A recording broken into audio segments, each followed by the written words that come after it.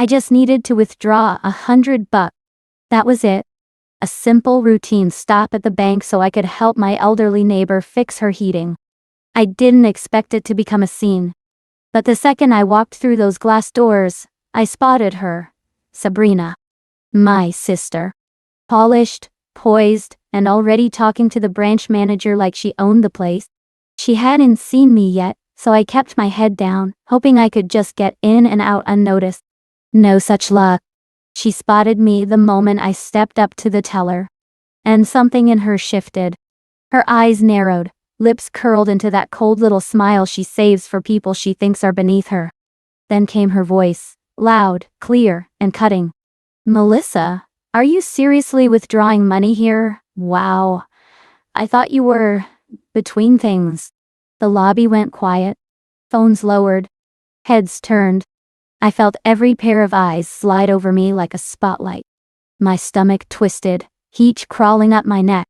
But I didn't flinch. I could have fired back. I could have reminded her she once bounced a check for a manicure. But I didn't.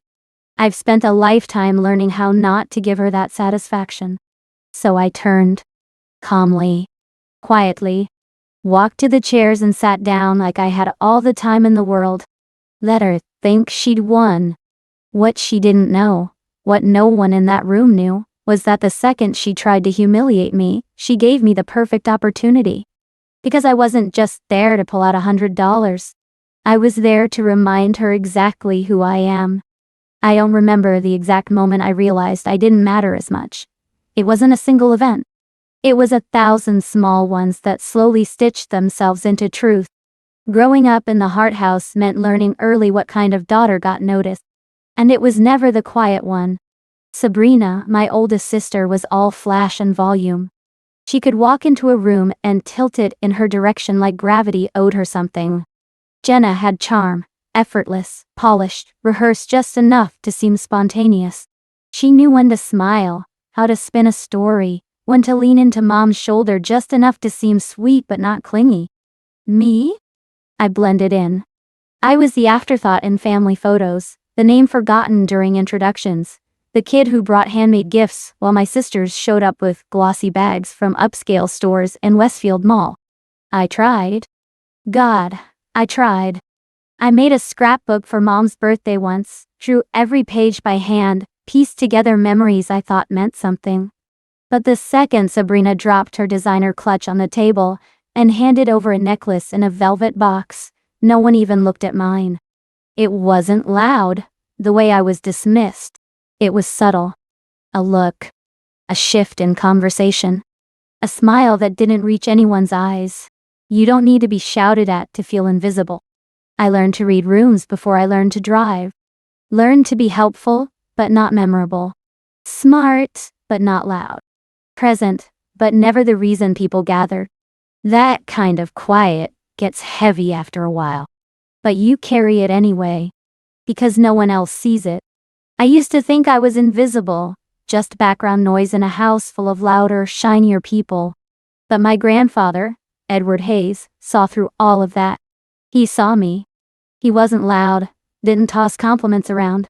But he had this quiet way of paying attention, like every small thing mattered. While everyone else praised my sisters for their trophies or perfectly curled hair, Grandpa noticed how I lined up my school supplies by function, how I instinctively looked for patterns in things. He once watched me rearrange a spice rack and said, "You've got a systems mind, kiddo. That's rare. Don't let them convince you it isn't." When I was 13, he started pulling me into what he called money talks. At first, I thought I was just keeping him company while he sorted receipts. But slowly, he taught me how to read ledgers, how cash flow really worked, why numbers never lie, even when people do. He'd slide a dusty shoebox across the table, open a yellowing notebook, and just trust me. It wasn't training. It was belief. His belief in me. Before he passed, he gave me a plain wooden box. Inside was a folded note in shaky handwriting that simply said, "Keep what matters safe." It didn't need more words. That box sits on my desk to this day, not because of what's in it, but because of what it gave me, the reminder that I mattered. That someone once looked past the surface and handed me something real. Not just a lesson but a foundation. And in a world where everyone else expected me to disappear, he taught me to build. I don't remember the exact day I noticed the first discrepancy. It wasn't loud or obvious, just a line item buried in the family's shared ledger that didn't add up. A small transfer, labeled vaguely, routed through an account that hadn't existed 6 months earlier. Most people wouldn't have looked twice. But I did. I kept my mouth shut. Jenna had always been the golden one. The smile that opened doors. The charm that made our parents believe anything she said, even when it didn't make sense. So when she told them she'd taken over managing the household accounts, they nodded without asking a single question. I did. Quietly. On my own time. And what I found made me stop trusting the silence between us. More transfers. More vendors, with no service history. Payments spaced out just enough to look accidental, unless you knew what patterns to look for. I did. I learned that skill sitting at my grandfather's kitchen table, sorting receipts with him late into the evening while everyone else was off pretending to be perfect. I didn't confront her. I didn't raise my voice at dinner, or storm into the living room waving spreadsheets. I just recorded each transaction, each timestamp. I built a timeline, a breadcrumb trail no one else knew existed. I wasn't sure what I'd do with it yet. Only that the truth had a way of surfacing, and when it did, I wanted to be ready. Jenna always assumed no one was watching. That no one could see past the polish. She was wrong. I saw everything. I just chose to wait. When I finally left home, I didn't storm out. There was no slammed door, no dramatic goodbye. Just me, a second-hand suitcase, and a quiet promise to myself. Whatever came next would be mine, earned, not handed down. My first apartment was the size of a shoebox, bare walls, a twin mattress on the floor, and a chipped desk I found on Craigslist. But it was mine. No one judged how late I stayed up. No one compared my silence to someone else's sparkle. The freedom in that was louder than applause. Money was tight. I stretched every dollar like a skill. Canned soup, thrift store coats, a space heater I had to kick twice before it worked. But I didn't mind. Every choice, even the hard ones, was mine to make. And for the first time, I wasn't shrinking myself to fit inside someone else's version of acceptable. Work became my anchor. I landed a temp job as a data assistant, entry level, low pay, but it was a start. I showed up early, stayed late, asked questions. I got good at spotting patterns, solving problems others overlooked. My boss called it instinct. I called it survival. Each small win felt like reclaiming something I never knew I'd lost. Self-respect maybe. Or just the simple belief that I didn't have to be loud to matter. I was building something, brick by brick, far from the noise I'd grown up with. And that quiet? It didn't feel empty. It felt like finally breathing with both lungs. I didn't chase titles or applause.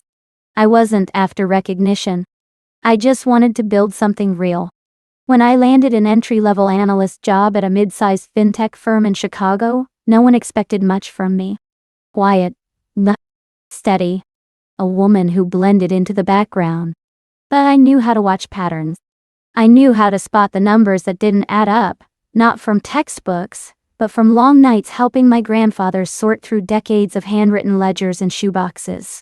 While others obsessed over fast wins or flashy presentations, I kept my head down. I worked late. I asked better questions. I checked the data twice, then once more just in case. And slowly, things shifted. Managers started looping me in earlier. Team leads trusted my projections. The models I built didn't just look good, they held up. There wasn't a big moment, no spotlight. Just a quiet string of promotions, new passwords, a corner seat near the glass. The kind of success that sneaks up on you after years of doing the work no one clapped for. I think that's what made it mean more.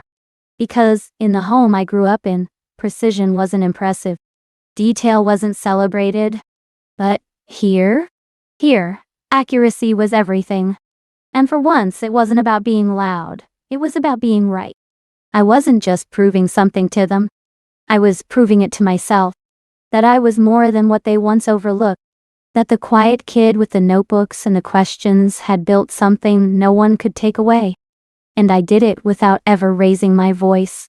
I met Lucas on a rainy Tuesday afternoon, one of those gray Chicago days where the sky just gives up. He was brought in as a consultant to restructure a predictive model my team had been wrestling with for weeks. The guy walked in wearing a simple black jacket, not a flashy suit, and carried zero ego, which in that office was a minor miracle. Most consultants come in hot, talking fast and loud, making assumptions before they even read the brief. Lucas didn't. He studied the board quietly, then turned to me and said, "You've already mapped out the failure points, haven't you?" I froze for a second. No one ever asked what I saw first. They just handed me cleanup work. But Lucas, he noticed. Really noticed. From that moment, something shifted. We started staying late, poring over models and stress tests, bouncing ideas back and forth like we'd been working together for years. He didn't talk over me or need to mansplain every concept. He asked. He listened. And more than that, he trusted my instincts. There was no competition, no performance. Just flow. Clean, focused. Like two gears that finally locked into place. When the model finally ran clean, producing results no one thought possible, we didn't even high-five. We just looked at each other and smiled like, yeah, that's what it's supposed to feel like. For the first time in my career, I wasn't the quiet one in the background. I was seen, heard, valued. And Lucas, he didn't just recognize my skill. He made space for it. Lucas and I never set out to build something massive. It started with a shared frustration. Corporate shortcuts, decisions made for optics, not outcomes. We both craved something cleaner, smarter, quiet. So we built our own. No logos. No press. Just late nights, black coffee, and a stubborn obsession with precision. We weren't chasing glory. We were designing a system so accurate it could read market patterns before most analysts finished their first coffee run. While others gambled on noise, we tuned into the quiet signals, the ones hidden in plain sight. Piece by piece, that system became our engine. Private, unbranded, tucked away behind encrypted walls, accessible only to us. Every dollar we made went right back in, compounding silently. No lavish upgrades, no luxury splurges, just discipline and momentum. Over time, the fund grew. Then it soared. Eventually, it passed $1 billion. Then, 2. Now, I don't even check the number unless I have to. But that wasn't the power. The power was walking into any room, any situation, like that bank lobby last week, knowing exactly what I carried. Knowing I didn't need to shout or flash credentials. My leverage didn't live on a business card. It lived in the system Lucas and I built from scratch, with no applause and no shortcuts. That's the thing about quiet power. It doesn't announce itself. It doesn't need to. It started with a phone call from my neighbor, Mrs. Evelyn Moore. She's 82, lives 2 doors down, and bakes a kind of peach cobbler that makes you forget your last name. That morning, though, her voice held a quiet strain, like she was trying not to sound worried. Her heating unit had gone out overnight, and the repair service insisted on a cash deposit before they'd even send someone. It wasn't a ridiculous amount, just more than she had on hand. She didn't ask me directly. She never would. She just said, "I don't suppose you know anyone who could help?" And that was all it took. I grabbed my bag and keys without thinking twice. This wasn't charity. It was decency. Mrs. Moore had left homemade soup outside my door when I had the flu last winter. She'd slipped a note under my doormat on my birthday when no one else remembered. Some kindnesses don't have price tags, but they deserve to be returned. The bank was only 10 minutes away. I figured it'd be in and out. Just $100. A simple withdrawal, something I'd done 100 times before. What I didn't expect, what I couldn't have prepared for, was running into my sister. Sabrina. Polished, poised, and already holding court near the manager's desk like she owned the place. I told myself to keep my head down, get the cash, and go. But the second she saw me, everything shifted. And that's when a small errand turned into the moment everything changed. I could have snapped. God knows I had every reason. But instead I inhaled, slow and quiet, letting her words wash over me like bad elevator music. Sabrina stood beside me, loud enough for the entire lobby to hear, practically humming with satisfaction. Her voice had that fake sweetness she always used when she wanted to cut deep. I knew the game. I'd lived through enough of her public performances to see the choreography coming. I didn't flinch. I didn't look at her. I just stepped back from the counter, walked over to the seating area, and sat down like nothing had happened. My hands were steady. My pulse even. Then I pulled out my laptop. It clicked open with a soft snap, the sound oddly comforting against the background hum of printers and muted phone calls. I typed in the password without hesitation, my fingers moving with muscle memory over something Sabrina never even knew existed. The interface loaded. Clean, cold, powerful. This system, the one Lucas and I built in silence over the past decade, wasn't for show. It was the quiet kind of power.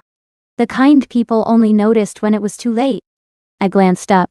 Sabrina was already turning away, smug as ever. She thought she'd won. Again? She had no idea what I'd just set in motion. No fireworks. No confrontation.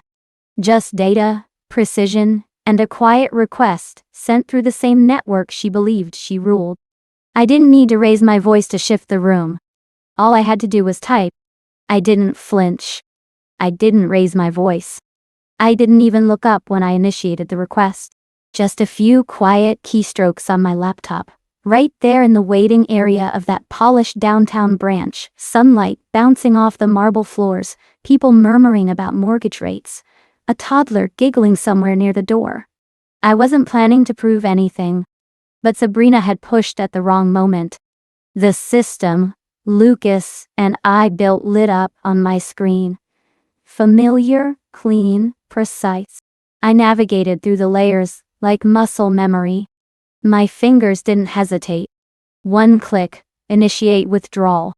Amount, $3.80 billion.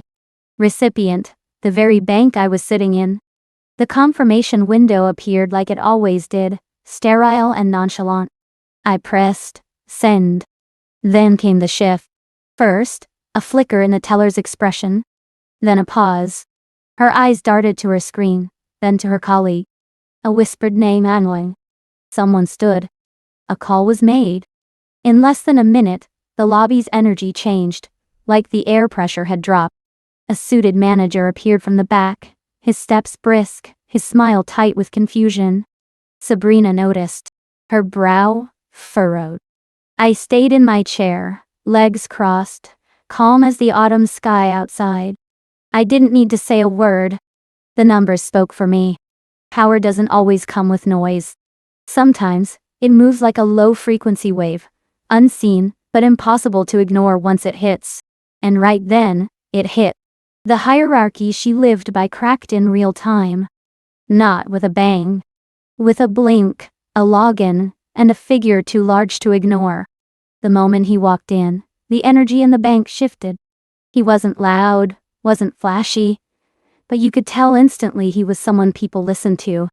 Crisp navy suit, polished shoes, and the kind of calm that came from solving much bigger problems than a Thursday morning bank transaction. He scanned the room with sharp efficiency. When his eyes landed on me, he didn't hesitate. He approached, extended his hand and said, "Mans, Hart, I'm Daniel Cho, Regional Director. It's a pleasure to meet you." No questions. No confusion. Just a firm handshake and a tone that made it clear he knew exactly who I was. Across the lobby, Sabrina stiffened. I didn't need to look at her to know the expression on her face, the one she wore when things slipped out of her control. Her spine straightened, her mouth tightened, and I could feel her panic building even from across the marble floor. Daniel didn't acknowledge her. His full attention stayed on me. "Would you prefer to continue this conversation in private?" he asked, his voice measured. I nodded once. As we walked, I caught the way the bank staff watched us, their eyes flicking between me and Sabrina, trying to recalibrate whatever hierarchy they thought existed here. It wasn't about money. It wasn't even about the transfer. It was the shift. The moment someone like Daniel Cho addressed me with that level of deference, without needing to be told why. Sabrina had spent years trying to make me feel small. But that morning, she realized she'd miscalculated. Badly. The moment Daniel Cho, regional director, crisp suit, zero small talk, stepped into Sabrina's office and closed the door behind us, the temperature dropped 10 degrees. He set a slim folder on her desk. No drama, no theatrics. Just the cold weight of fact. Sabrina stood frozen. She wasn't used to silence carrying more authority than she ever had. Her voice wavered as she tried to speak, but the words cracked before they landed. Daniel calmly outlined the situation. The $3.80 billion request I submitted had triggered a full procedural audit. And due to her behavior earlier that day, Sabrina's branch was now flagged for internal risk. He didn't say her name. He didn't have to. I didn't interrupt. I didn't need to. My presence alone rewrote every assumption she'd walked into that morning with. Then came the blow she didn't see coming. Daniel informed her she was being placed on immediate administrative leave pending the investigation. No time to protest. No room to maneuver. Just consequence. Her face, always polished, always poised, fractured in front of me. Not in rage. In disbelief. For the first time, she wasn't the one holding the script. When Daniel left the room, she and I were alone. The silence was deafening. She looked at me like she was seeing a stranger, one she couldn't categorize. I didn't say a word. There was nothing left to say. I just stood, smoothed my coat, and walked out. And just like that, the sister she used to humiliate without consequence became the woman she'd never outrank again. I didn't raise my voice. I didn't need to. We sat around my dining table, the silence thick with unspoken tension. My father stared at the folder I'd just slid across to him. No dramatics, just ink and fact. Inside were months of digital bank records, vendor receipts, and transaction trails. Neat. Irrefutable. Go ahead, I said softly. Start with page 3. He hesitated, then opened it. His brow furrowed deeper with each line. I watched the color drain from my mother's face before she even read a word. Jenna sat stiffly across from me, her fingers tightening around the base of her wine glass. Her husband, Christopher, leaned in, scanning the figures. His jaw clenched. The proof was right there. Jenna had been siphoning money from the family trust through a shell account. Small withdrawals, masked as maintenance fees, disguised as third-party services. Not enough to raise alarm at first glance, but clear as day once you followed the pattern. I trusted you, Dad finally said, voice low and brittle. Jenna opened her mouth, searching for a story, an excuse, stress, pressure, responsibility, but nothing landed. The evidence had already spoken. Christopher stood, slowly, not looking at her. Mom tried to form words, but they broke in her throat. I didn't gloat. This wasn't revenge. It was revelation. Years of silence had led to this. Not a blow-up. Just a quiet collapse of the version of Jenna they'd all chosen to believe. And in that moment, they couldn't protect her. They couldn't protect the lie. I didn't raise my voice. I didn't slam my fist on the table or deliver some dramatic monologue. That's not how this ended. That's not how I wanted it to. I just looked at them. My parents, Jenna, the people who had written their own versions of me for decades. And I said calmly, I'm stepping away. Not out of anger. Not out of anger. Not out of revenge. But because I'm done measuring my worth by how much I can tolerate. The room went still. My mother opened her mouth, then closed it again. My father leaned forward like he wanted to bargain, like I was a contract he could renegotiate. But there wasn't anything left to discuss. I'm not part of this anymore, I continued. Not this structure, not this silence, not the expectation that I'll keep showing up just to be dismissed. They didn't know what to say. For once, the stories I'd always leaned on, about who was responsible, who was difficult, who owed what, had no ground left to stand on. I gathered the folder of documents, stood, and walked them to the door. No tears. No dramatic goodbyes. Just a quiet finality that settled into the air like a closed book. Outside, the sky was a pale wash of winter blue. Crisp, open, white. Inside me, something unknotted. It wasn't triumph I felt. It was release. The kind that doesn't need applause, just space. And finally, I had plenty of it. I didn't walk away to punish them. That was never the point. I walked away because peace stopped being negotiable. In the weeks that followed, the fallout ran its course. My sister faced consequences at work. My parents fell quiet in ways I'd never seen before. And the calls slowed until they eventually stopped. I didn't block anyone. I didn't need to. When people realize they've lost access, they usually go silent on their own. Instead, I turned inward and outward. I started spending time with people who didn't need me to prove anything. I joined a local nonprofit helping single moms learn basic financial literacy. I met neighbors I'd never had time to talk to before. I donated, quietly, to the community center a few blocks from my apartment so they could fix their crumbling roof before winter. Nothing about it was flashy, but it felt real. I wasn't chasing redemption or recognition. I was simply building something different. A life stitched together not by obligation, but by choice. For the first time in decades, I wasn't bracing for judgment. I wasn't adjusting myself to fit anyone's version of acceptable.